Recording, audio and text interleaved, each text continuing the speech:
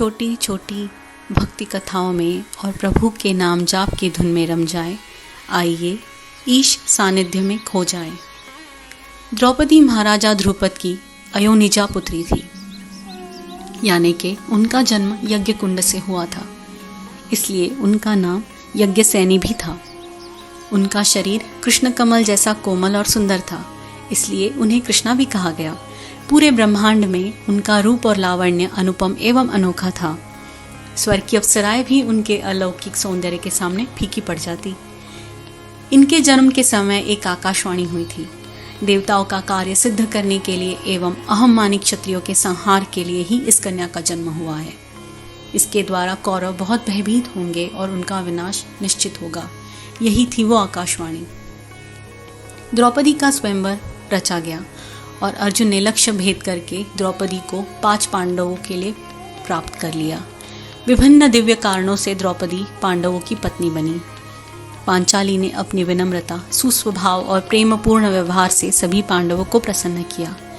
जब महाराज युधिष्ठिर ने छल के खेल में अपना राज्य, धन और यहाँ तक कि द्रौपदी को भी खो दिया, तब दुर्योधन के आदेश पर दुशासन ने द्रौपदी को एक ही वस्त्र में घसीटकर भरी सभा में ले आया।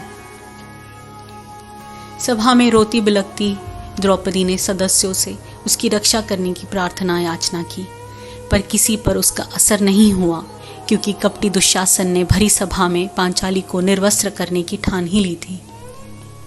उसी समय भीष्म और द्रोण ने भी आंखें बंद कर ली। विदुर तो सभा से उठे और चले गए।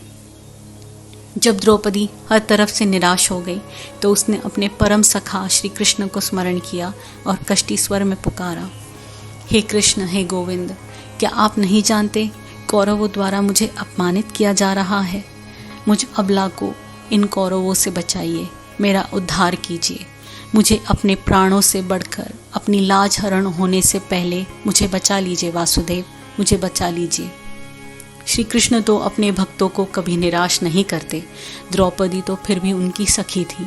अपने सखी के लिए उन्होंने वस्त्र उतार लिया और देखते ही देखते चमत्कार हो गया। बड़ी सभा में लोग विस्मित होकर देखने लगे। वैसे तो दुशासन 10,000 हाथियों का बल रखता था, पर द्रौपदी ने पहना हुआ वस्त्र वो उसके कृष्णकांति देह से उतार न पाया। उसे पांचाली की साड़ी का दूजा छोर देखना नसीब न हुआ। तरह केशव ने अपनी मित्रता की लाज रख ली। अगर श्री श्याम सुंदर ही आपके रखवाले हो तो नियति भी आपका कुछ नहीं बिगाड़ सकती। जय गो हरे कृष्ण। अगर ये कथा आपके भक्ति समुद्र में एक और ज्ञान का मोती साबित हुई हो तो ईश सानिध्य को अपना बनाइए। इस वीडियो को ज़्यादा से ज़्यादा शेयर कीजिए, लाइक कीजिए और सब्सक्राइब कीजिए।